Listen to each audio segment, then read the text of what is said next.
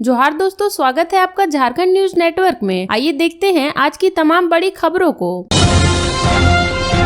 केंद्रीय मंत्री चिराग पासवान ने हेमंत सोरेन पर बोला बड़ा हमला, कहा सरकार ने भ्रष्टाचार के सारे रिकॉर्ड तोड़े। चिराग पासवान ने कहा कि हेमंत सोरेन ने भ्रष्टाचार के सारे रिकॉर्ड तोड़ दिए हैं। चिराग पासवान ने हेमंत सोरेन पर तंज कसते हुए कहा कि सीएम ने अपने 7 पुस्तों के लिए व्यवस्था कर ली है। ऐसे भ्रष्ट लोगों से समाज के लोगों को खतरा है। चिराग पासवान रविवार को लोजपा की तरफ से धनबाद के कोयला नगर स्थित नेहरू स्पोर्ट्स कॉम्प्लेक्स में आयोजित जन आक्रोश रैली को संबोधित कर रहे थे। चिराग पासवान ने कहा कि विपक्षी दलों ने लोकसभा चुनाव में आरक्षण समाप्त करने का झूठा प्रचार किया और मतदाताओं को गुमराह करने का प्रयास किया है। चिराग पासवान ने कहा कि जब तक जिंदा है कोई भी गरीबों की हकमारी नहीं कर सकता है, दलितों पिछड़ों से आरक्षण का हक नहीं छीन सकता है। चिराग पासवान ने कहा कि मेरा जन्म झारखंड में हुआ है। मेरे पिता रामविलास पासवान की जन्मभूमि झारखंड ही है, क्योंकि जब मेरे और मेरे पिता का जन्म हुआ उस टाइम झारखंड बिहार ही था। मेरे पिता का कर्म भूमि ही झारखंड ही रहा है। विकसित झारखंड बनाने के लिए सर पर कफन बांध कर निकले हैं। सभी युवा, मजदूर, किसान एकजुट होकर मेरा साथ दें।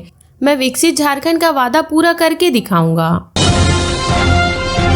झारखंड विधानसभा चुनाव से पहले अब ये नेता थामेंगे बीजेपी का दामन। मधु कोड़ा सरकार में रह चुके हैं मंत्री। झारखंड विधानसभा चुनाव से पहले नेताओं का पाला बदलने का दौर लगातार जारी है। अब इस कड़ी में एक और नाम जुड़ने जा रहा है। हुसैनाबाद विधानसभा क्षेत्र से विधायक कमलेश सिंह राष्ट्रवादी कांग्रेस पार्टी छोड़ भाजपा का दामन थामने वाले हैं। वह एनसीपी के प्रदेश अध्यक्ष भी हैं। जानकारी के मुताबिक वह 3 अक्टूबर को रांची के अपने समर्थकों के साथ भाजपा की सदस्यता ग्रहण कर लेंगे। कुछ दिनों पहले सीएम चंपई सोरेन, लॉबिन हेम्ब्रोम और अमित यादव ने भी बीजेपी ज्वाइन कर लिया था। सूत्रों की माने तो कमलेश सिंह का भाजपा में आने का रास्ता लगभग साफ हो चुका है। झारखंड बीजेपी विधानसभा चुनाव सह प्रभारी व असम के मुख्यमंत्री हिमंता बिस्वा शर्मा समेत पार्टी के शीर्ष नेताओं ने अपनी सहमति जता दी है। कमलेश सिंह की बात करें तो वह हुसैनाबाद सीट से एनसीपी की टिकट से 2 बार चुनाव जीत चुके हैं। फिलहाल पलामू की 5 विधानसभा सीटों में से 4 पर भाजपा का कब्जा है। हुसैनाबाद सीट से एनसीपी के कमलेश सिंह के भाजपा में आ जाने से पार्टी को मजबूती मिलेगी। बता दें कि कमलेश सिंह ने कुछ समय पहले हेमंत सोरेन सरकार से अपना समर्थन वापस ले लिया था। 2019 के विधानसभा चुनाव में भाजपा ने हुसैनाबाद सीट से कोई प्रत्याशी नहीं उतारा था। पार्टी ने तब एक विनोद सिंह नामक प्रत्याशी को समर्थन दिया था, जो फिलहाल भाजपा में ही है। कमलेश सिंह साल 2005 में एनसीपी के सिंबल पर 2005 में पहली बार विधायक बने थे। इसके बाद वह मधु कोड़ा सरकार में मंत्री भी रह चुके हैं। बीजेपी में शामिल होने के बाद वह टिकट के प्रबल दावेदारों में शुमार होंगे। इस दिन आ सकता है झारखंड सीजीएल का परिणाम। झारखंड सीजीएल परीक्षा, जिसका आयोजन 21 और 22 सितंबर को पूरे राज्य में किया गया था, वह इन दिनों काफी विवादों में है। दरअसल कई छात्र ये आरोप लगा रहे हैं कि परीक्षा का पेपर लीक हुआ था, लेकिन अब तक आयोग की तरफ से इस बात की कोई पुष्टि नहीं की गई है। इसी बीच 26 सितंबर को परीक्षा का आंसर की जारी कर दिया गया था और अब जल्द ही इस परीक्षा के परिणाम को भी देखे जा सकते हैं। बता दें कि बीते दिनों जेएसएससी की ओर से एक प्रेस कॉन्फ्रेंस आयोजित की गई थी, जिसमें आयोग के प्रमुख ने यह जानकारी दी थी कि ठीक अगले दिन आंसर की जारी कर दिया जाएगा, और ऐसा ही हुआ। उन्होंने कहा था कि 2 से 3 दिन के अंदर ओएमआर सीट की स्कैनिंग भी शुरू हो जाएगी और जल्द ही परिणाम घोषित कर दिए जाएंगे। तो इस हिसाब से कई लोग ये अंदाजा लगा रहे हैं कि जेएसएससी सीजीएल परिणाम 10 से 15 अक्टूबर के बीच जारी कर सकता है। बता दें कि परिणाम घोषित होने के बाद चयनित उम्मीदवारों का डॉक्यूमेंट वेरिफिकेशन होगा और जल्द ही उनके नियुक्ति पत्र सौंप दिए जाएंगे। झारखंड सीजीएल की परीक्षा और इस भर्ती के लिए नियुक्ति की प्रक्रिया पिछले 9 सालों से जारी है, लेकिन हर बार किसी न किसी कारण से यह परीक्षा टल जाती थी। बता दें कि कुल 7 बार इस परीक्षा की तारीख में बदलाव किए गए हैं और हमेशा ही इसे स्थगित कर दिया गया है।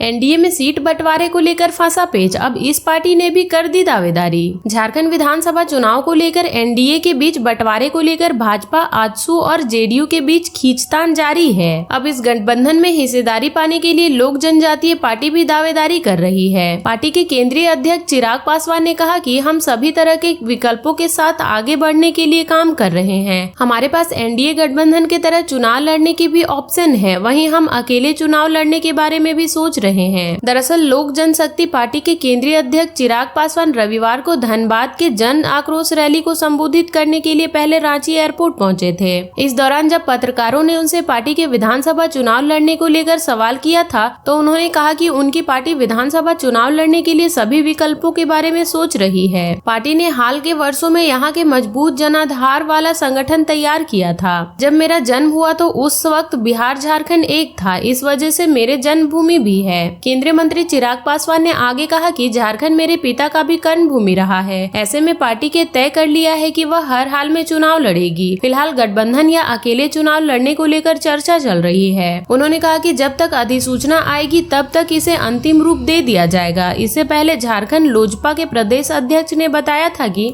पार्टी अपने प्रदेश अध्यक्ष वीरेंद्र प्रधान को एनडीए गठबंधन के तहत धनबाद विधानसभा सीट से उम्मीदवार बनाना चाहती है।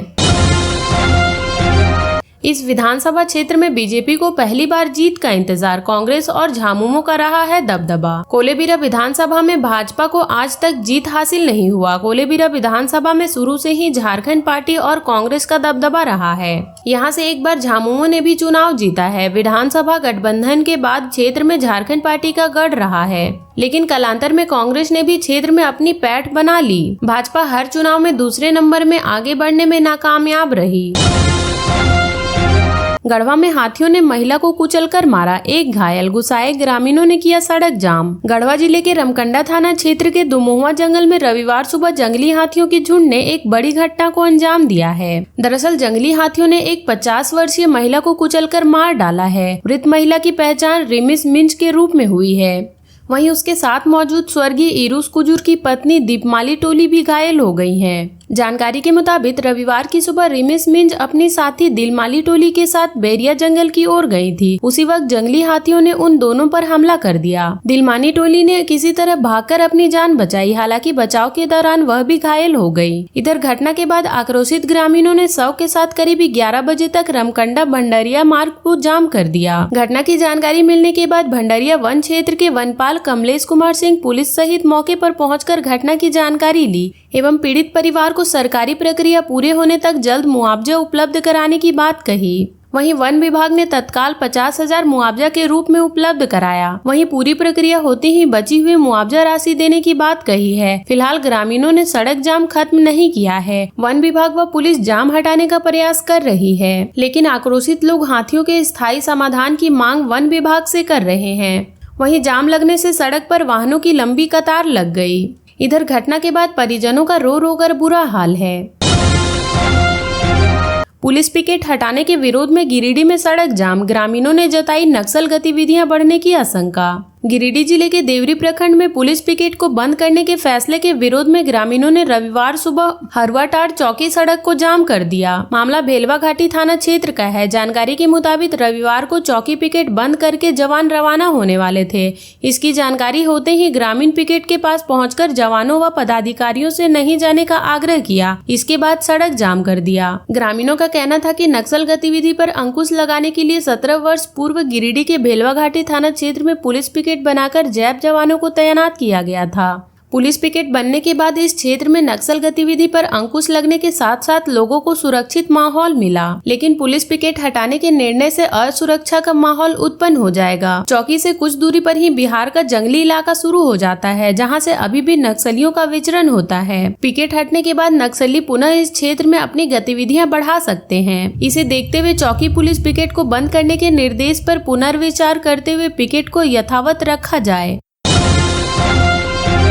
चर्चा का विषय बना रांची के इस सीईओ का पदभार ग्रहण करना, नाराज डीसी ने एसडीओ को दिया जांच का निर्देश। नामगुम के नए अंचल अधिकारी राम परवेश कुमार ने शनिवार दोपहर कार्यालय का ताला तोड़कर प्रभार ग्रहण कर लिया। यह घटना चर्चा का विषय बना हुआ है। साथ ही घटना का वीडियो भी वायरल हो रहा है। घटना के बाबत नए सीईओ ने कहा कि यहां से स्थानांतरित सीईओ प्रभात भूषण ने दोपहर 2 बजे प्रभार देने की बात कही थी, लेकिन वे नहीं पहुंचे। ऐसे में दोपहर 2:30 बजे उन्होंने उपस्थित कर्मियों को ताला तोड़ने का निर्देश दिया। कर्मी ने पत्थर की सहायता से ताला तोड़ दिया, जिसके बाद राम परवेश कुमार ने सीईओ का प्रभार ग्रहण कर लिया। इधर ताला तोड़कर प्रभार लेने के मामले को रांची के उपायुक्त राहुल कुमार सिन्हा ने गंभीरता से लेते हुए जांच करने का आदेश दिया है। उन्होंने सदर अनुमंडल पदाधिकारी को स्थल जांच 24 घंटे के अंदर दोषी पदाधिकारी व कर्मियों को चिन्हित करते हुए रिपोर्ट देने को कहा है। गौरतलब है कि 27 सितंबर की शाम को ही अंचल अधिकारी की ट्रांसफर पोस्टिंग हुई थी। इसके तहत राम परवेश कुमार का तबादला कोडरमा सदर के अंचल अधिकारी के रांची नामकुम सीओ के रूप में किया गया था। वहीं नामकुम के अंचल अधिकारी प्रभात भूषण सिंह का तबादला मार्गो मुंडा देवघर के सीओ के रूप में किया गया था। सीजीएल परीक्षा मामले में जेएसएससी ने इन 2 जिलों के डीसी से मांगी रिपोर्ट। अभ्यर्थी द्वारा उपलब्ध कराए गए डीसी खाली। झारखंड कर्मचारी चयन आयोग ने सामान्य स्नातक योग्यताधारी संयुक्त प्रतियोगिता परीक्षा 2023 को लेकर रांची और हजारीबाग के उपायुक्तों को अत्यावश्यक पत्र लिखा है। आयोग ने उपायुक्तों को 24 घंटे के अंदर प्राप्त परिवारवाद के आलोक में जाँच कर सुस्पष्ट प्रतिवेद उपलब्ध कराने का निर्देश दिया है। जेएसएससी के सचिव सुधीर कुमार गुप्ता के हस्ताक्षर से भेजे पत्र में कहा गया है कि जेएसएससी परीक्षा के अभ्यर्थियों के परिवार के राज्यपाल के प्रधान सचिव को पत्र के आलोक में जांच प्रतिवेदन उपलब्ध कराने का निर्देश मिला है। प्राप्त परिवार की कंडिका 3 में हिंदू हाई स्कूल हजारीबाग परीक्षा केंद्र कोड नंबर 452 के कमरा नंबर 4 में एक पुलिस अफसर ने एक लड़की को खड़ा होकर उत्तर बताए हैं। यह जानकारी एक लड़की ने वॉइस मैसेज के माध्यम से भेजी है। इसका पराकरण की जाँच प्रतिवेदन उपलब्ध कराएं। वहीं रांची के उपायुक्त से परिवार की कंडिका 4 के अनुसार प्रोजेक्ट गर्ल हाई स्कूल बेड़ो रांची केंद्र कोड 711 में 21 सितंबर को प्रथम पाली में पेपर 2 की जगह पेपर 2 दे दिया गया और आंसर बुकलेट में पेपर 3 दिया गया था, जो प्रश्न पत्र से पहले दिया गया था। फिर 1 घंटा बाद समय बीत जाने के बाद पेपर 3 दिया गया, जिसके कारण उत्तर बुकलेट और प्रश्न बुकलेट नंबर मैच नहीं हुआ। पूरे प्रकरण की जांच 24 घंटे के अंदर रिपोर्ट आयोग को उपलब्ध कराई जाए। इधर सीजीएल परीक्षा में गड़बड़ी की शिकायत करने वाले अभ्यर्थियों को आयोग ने शनिवार को पुनः पत्र लिखा है। आयोग ने एग्जाम फाइटर कोचिंग सेंटर के कुणाल प्रताप सिंह, अभ्यर्थी आशीष कुमार, प्रकाश कुमार, रामचंद्र मंडल, विनय कुमार व प्रेमलाल ठाकुर से सहयोग करने को कहा है। इसमें कहा गया कि परिवारवाद की कंडिका 1 के मुताबिक रांची के मेथनी कॉन्वेंट हाई स्कूल के केंद्र के बाहर एक छात्र को 22 सितंबर की प्रथम पाली शुरू होने के पूर्व किसी अन्य छात्र को फोन में बातचीत कर उत्तर लिखते हुए देखा गया था। तब उस छात्र ने स्वयं भी उत्तर नोट किया। परीक्षा के बाद उत्तर मिलाया तो हूबहू मिला। जिस छात्र ने यह देखा वह पूछताछ में सहयोग करने को तैयार है। धनबाद में 5 लाख रुपए की छिनतई में पुलिस के हाथ खाली। धनबाद थाना क्षेत्र के सिटी सेंटर के समीप व्यवसायी के ड्राइवर से हुई 5 लाख रुपए की छिनतई मामले में पुलिस के हाथ खाली हैं। शुक्रवार को आईसीआईसीआई बैंक से रुपए निकालकर घर जा रहे कतरास भगत मोहल्ला निवासी व्यवसायी विनय कुमार वर्मल के साथ चल रहे चालक से अपराधियों ने 5 लाख रुपए और लैपटॉप छिनतई कर फरार हो गए थे। सूत्रों के अनुसार पुलिस घटना के बाद सिटी सेंटर के विभिन्न जगहों पर लगे सीसीटीवी कैमरा खंगाल चुकी है। अब तक अपराधियों के संबंध में पुलिस को कोई ठोस जानकारी हासिल नहीं हुई है।